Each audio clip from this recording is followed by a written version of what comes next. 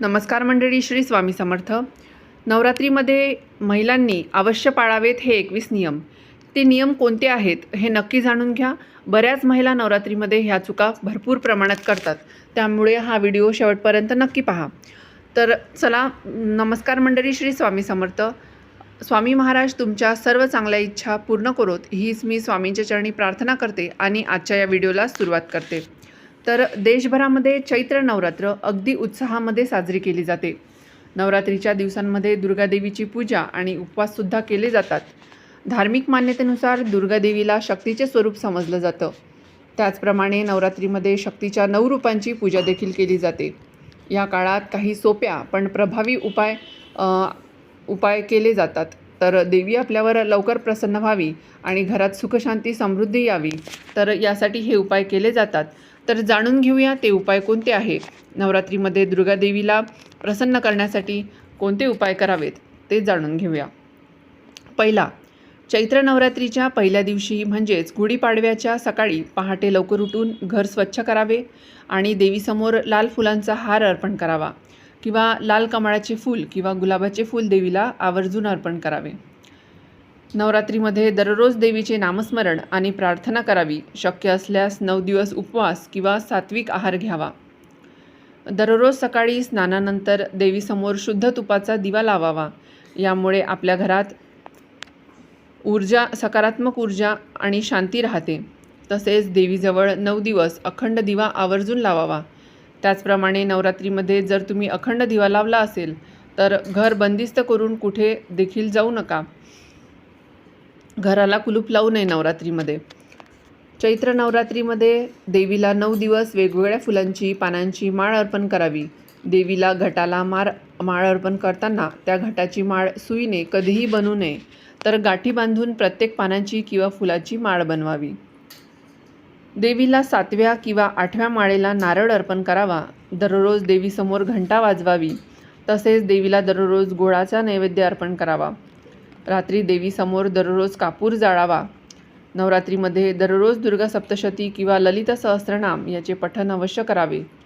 दररोज सकाळ संध्याकाळी देवीची आरती देखील करावी. नवरात्रीत व्रत करताना पूजा आणि आरती एकाच वेळी पूर्ण करावी. खंड पडू देऊ नका किंवा टप्प्याटप्प्यानेही पूर्ण करू नका. त्यामुळे तुम्ही केलेल्या पूजेचा काहीही परिणाम होणार नाही.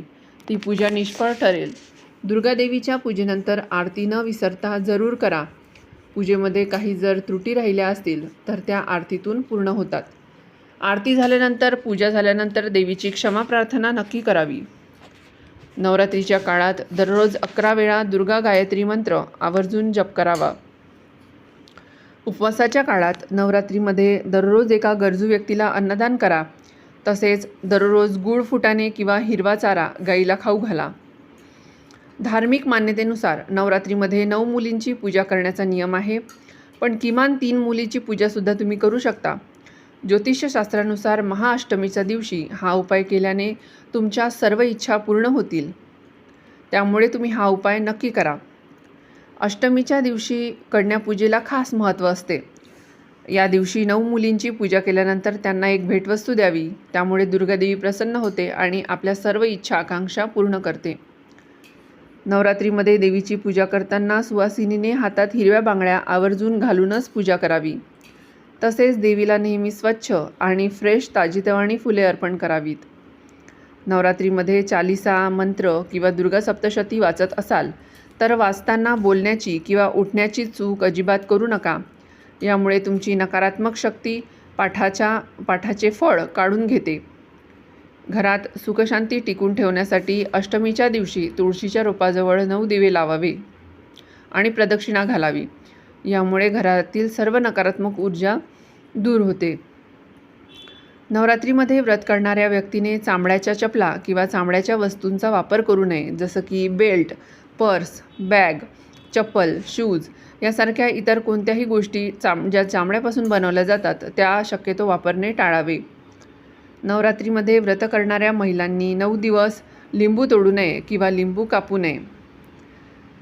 नवरात्रीमध्ये कन्यापूजनाला फार महत्त्व आहे. धार्मिक श्रद्धेनुसार कन्यापूजनासाठी 2, 5, 7 किंवा 9 मुलींना आमंत्रित करावे. हे नेहमी शुभ मानले जाते आणि म्हणून कन्यापूजनासाठी नेहमी 2, 5, 7, 9 किंवा 9च मुलींना आमंत्रित केले पाहिजे. आणि जर नाहीच भेटल्या तर मग तुम्ही 2, 5 अशा मुली करू शकता. नवरात्रीमध्ये बुटं, चप्पल घालून पूजास्थळी जाऊ नये. तसंच इतर वेळेसही पूजास्थानी बुटं, चप्पल घालून जाऊ नये. तसेच घरामध्ये झाडू उभा ठेवू नये.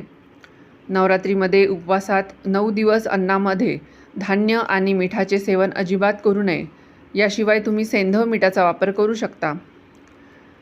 विष्णू पुराणानुसार नवरात्रीच्या व्रतामध्ये दिवसा झोपणे वर्ज्य आहे. त्यामुळे घरामध्ये आळसाचं वातावरण निर्माण होतं. नवरात्रीचे उपवास करणाऱ्या भाविकांनी 9 दिवस गादीवर, पलंगावर झोपणे टाळावे. तुम्हाला श्रद्धा, भक्तिभावाने हे व्रत करायचे असेल तर नवरात्रीच्या काळात जमिनीवरच झोपावे. नवरात्रीमध्ये कोणत्याही महिलेचा अनादर करू नये. मग ती आई असो, बहीण असो, पत्नी असो किंवा इतर कोणीही महिला असो सर्व स्त्रियांशी आदराने वागावे आणि त्यांच्याशी बोलताना कटू शब्दाचा वापर करू नये. तसेच या काळात काळ्या रंगाचे कपडे देखील घालू नये. नवरात्रीमध्ये केवळ शुद्ध आणि सात्विक अन्नाचे सेवन करा. यावेळी कांदा, लसूण, मांसाहार, मद्य, जंक फूड असे तामसिक पदार्थांचे सेवन शक्यतो टाळा. नवरात्रीत कुलदेवीची सेवा किंवा कुळाचार म्हणून कुलदेवीच्या टाकावर, मूर्तीवर किंवा फोटोवर कुंकुमार्चन देखील करा. त्याचबरोबर देवीला लवंगाची माळ देखील तुम्ही या नवरात्रीच्या 9 दिवसांमध्ये कधीही घालू शकता. त्याचबरोबर नवरात्रीच्या 5व्या माळेला तुम्ही देवीची साडी, चोळी, अलंकार अर्पण करून ओटी भरा. नवरात्रीत विशेष जे लोक उपवास करतात त्यांनी केस आणि नखे कापणे टाळायला हवे. नवरात्र सुरू होण्याच्या आधीच त्यांनी जे करायचं आहे ते करून घ्यायचं आहे. असं केल्याने माता दुर्गा नाराज होते. नवरात्रीच्या पवित्र दिवसात खोटे बोलू नये, कोणाला शिवीगाळ करू नये, नेहमी खरे बोलावे, सर्वांशी आदराने वागावे आणि शक्यतो वादविवादापासून दूर राहावे. राग, चिडचिड कमी करावी किंवा इतर दैनंदिन जीवनातसुद्धा कोणत्याही गोष्टीचा उगीचच खोटा दिखावा अजिबात करू नका. त्या गोष्टींचा निसंकोचपणे स्वीकार करावा. नवरात्रीमध्ये उपवास करणाऱ्या व्यक्तीने ब्रह्मचर्याचं अवश्य पालन करावं. यासोबतच वागण्यात क्षमाशीलता, औदार्य, उत्साह असायला हवा. उपवास करणाऱ्या व्यक्तीने वासना, क्रोध, लोभ आणि आसक्तीपासून दूर राहावे. नवरात्रीच्या उपवासादरम्यान मासिक पाळी आली असेल तर काही गोष्टी लक्षात ठेवून तुम्ही उपवास पूर्ण करू शकता. जर एखाद्या स्त्रीला पहिल्या दिवसापासून मासिक पाळी आली असेल तर कलश किंवा घट तुम्ही पती किंवा ब्राह्मणाद्वारे स्थापन करू शकता किंवा घरातील इतर व्यक्तींकडून देखील घट स्थापन करू शकता. नवरात्रीच्या पहिल्या दिवशी शुभमुहूर्तावर कलश स्थापित करा. हे देवीला आपल्या घरात आमंत्रण करण्याचे प्रतीक आहे. यानंतर 9 दिवस विधिवत दुर्गा मातेची पूजा करा. जर नवरात्रीच्या मध्यभागी एखाद्या महिलेला मासिक पाळी सुरू झाली तर अशा स्थितीत 4 दिवस पूजा करू नये. 5व्या दिवसापासून महिला पूजेत सहभागी होऊ शकतात आणि या दरम्यान मासिक पाळी येणाऱ्या महिलांनी देवी आईचे भोग देखील तयार करू नये किंवा पूजास्थळी देखील जाऊ नये. चैत्र नवरात्रीचा शेवटचा उपवास हा अष्टमीला म्हणजे रामनवमीला किंवा काही ठिकाणी नवमीला असतो. देवीची आरती करून घट हलवला जातो आणि नंतर देवीला नैवेद्य दाखवून 5 परड्या भरून हा नवरात्रीचा उपवास सोडला जातो. तर अशा प्रकारे दुर्गा आणि राक्षस महिषासूर यांच्या झालेल्या प्रमुख युद्धाशी हा संबंधित नवरात्रीचा सण आहे. तर वाईटावर चांगल्याचा विजय साजरा केला जातो. तर हे 9 दिवस देवी दुर्गा आणि तिच्या 9 अवतारांना, 9 दुर्गांना समर्पित आहे. प्रत्येक दिवस देवीच्या अवतारांशी संबंधित आहे. तर नवरात्र म्हणजे शक्ती देवीचा जागर, आदिमातेचा उत्सव.